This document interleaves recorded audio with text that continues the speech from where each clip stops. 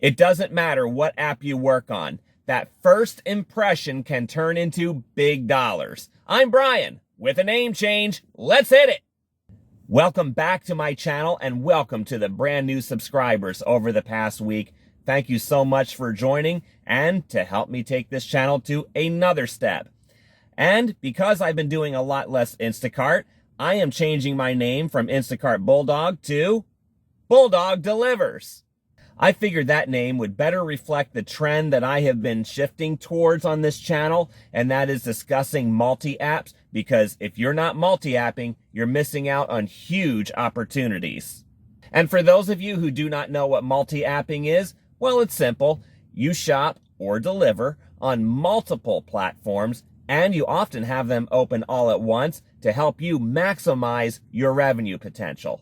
I know for some of you that's a step out of your comfort zone, and it was for me over a year ago when I started doing the food delivery stuff. But I can tell you that food delivery option has really helped me score big dollars, particularly in recent weeks with higher gas prices. And one thing that I can directly attribute to that is the bigger tips that I've been getting. Longtime viewers of this channel have seen a recurring theme, and that is communicating.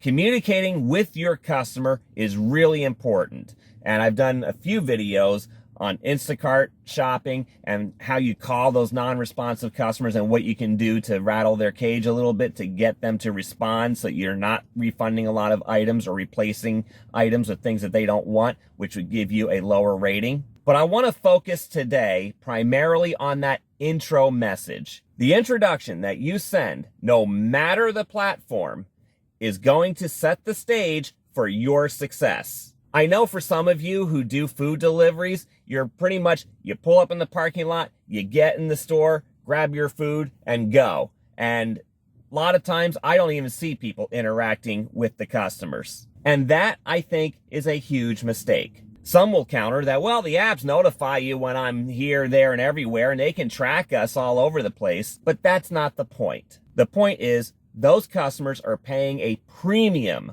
for that service. And therefore, I think they deserve a little more personalized attention.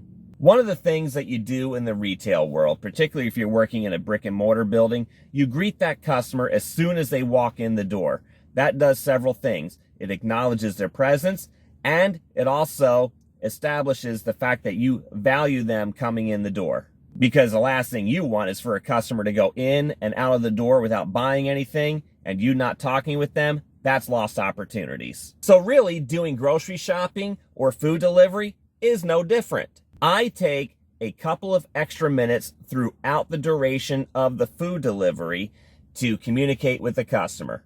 Now, both Instacart and Shipt do encourage you to communicate with your customer. So I've had this debate before where people will say, well, the Instacart app shows that I've begun shopping, so why should I send them a message? And then I have others that say, well, it doesn't matter how much I communicate with them, I get a 0 tip and a bad rating anyway. But that doesn't mean you should not try. So here, I want to show you what I do on multiple platforms. Before I even scan my first item on Instacart or even doing Shipt, I send this message. This one is from Instacart. Good morning, Tori. I'm Brian from Instacart, and I'm happy to shop for you. I'll be in touch with you about any items that are not available and work with you on finding a suitable replacement. Thank you, and I look forward to serving you. Let me show you an intro that I do for Shipt. And Shipt does a pre-formatted message that really isn't much different than what I have just shown you. Good afternoon, Gloria. I'm Brian from Shipt, and I'm happy to shop for you today at Winn-Dixie. I'll be in touch with you about any items that are out of stock and work on finding a suitable replacement for you. Please let me know if you need anything else. I look forward to serving you today. So I'm going to break this down real quick for you. Did you see what I did in both of those greetings so far? I said good afternoon or good morning or good evening, depending on the time of day. Now let me show you a Grubhub greeting that I give. Good afternoon, Lisa. This is your Grubhub driver, Brian.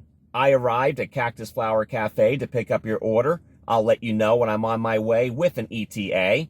I look forward to serving you today. And I do a similar thing for Shipt. Good afternoon, Gary. I arrived at Miller's to pick up your order. I'll let you know when I'm on my way with an ETA. I look forward to serving you today. Now let's break down how I do the greetings. Let's start with the food apps. Now, with Uber, I didn't say that I'm the Uber driver because the messaging comes in through the app, so it's already established that I'm an Uber driver. But with Grubhub, I did do a mention that I'm your Grubhub driver. Why? Because Grubhub messages outside of the app, so they come across as regular text messages. So let's break this down, shall we? Let's go line by line on this. Good afternoon, Lisa. What have I done just now? I don't say hi. I don't just say, hi, Lisa. I take the time to address the time of day, morning, afternoon, or evening. And I use the customer's first name. Good morning, Lisa already shows that this is not a canned message. This is your Grubhub driver, Brian. Just establishing my identity, especially if it's for a message that goes outside of the app. I arrived at Cactus Flower Cafe to pick up your order, letting her know where I'm at. So she says, oh yeah, I remember ordering from there, because maybe she's ordered from a couple different places. We don't know. And when I write that, I'm looking at the restaurant sign and saying where I'm at, because God forbid there's that one time that I show up at the wrong place, the customer might catch that and go, I didn't order from there, which of course you would probably figure out when you walk into the place and they're like, well, we don't have anybody's order by that name. I'll let you know when I'm on my way with an ETA. This, I think, is really important, because now you're establishing that you will be communicating with them again, probably very soon. This is good for a number of reasons. Number one, if for some reason they're still on their way home, they can let you know, hey, I might not be there right when you show up, just leave it at the door. Or maybe it is just one of those leave it doors and they'll just be like, oh, thank you. But when you say that, I will give you an ETA, that is really showing them respect for their time. Also, what it does is it gives you some flexibility in that you might have a second order that you have to pick up from another restaurant, and you don't know how long that's going to be. So you give them the ETA when you're leaving that second restaurant or when you're just ready to head to her house. I look forward to serving you today. Now that's pretty important to establish as well, because it shows that you're happy to be doing what you're doing. And notice how I use the term serving.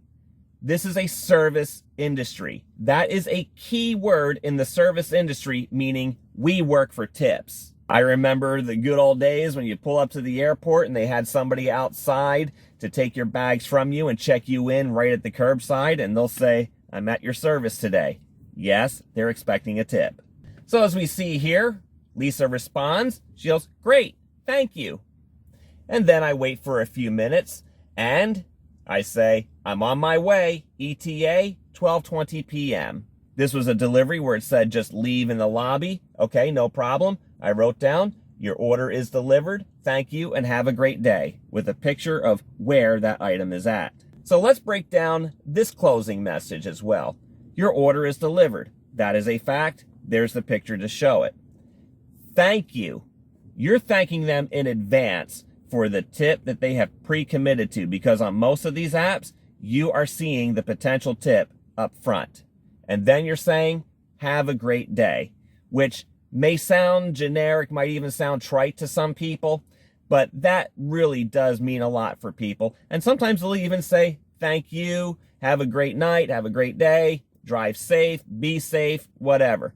That will happen quite often. And just by doing those simple things, you are already standing out above and beyond other delivery drivers in your market. Another thing that you should be doing is transporting their orders in insulated bags.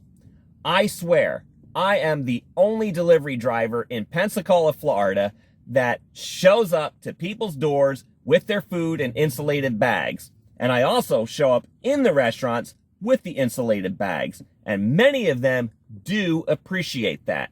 Why do they appreciate that? Well, because it shows that you care for their business reputation in making sure that the food is delivered at a good temperature.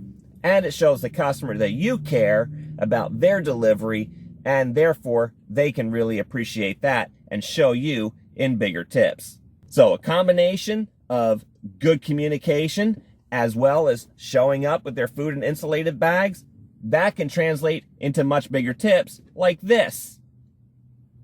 Oh, here's another one. And more. Do you get the message? Good. Message your customers and the green can be yours. Thank you again for watching. Please like this video and subscribe to this channel so you don't miss any more of my tips for bigger tips and better ratings and anything else that may come along on all the different platforms that are out there. I'm Brian with Bulldog Delivers. Until next time, go get 'em!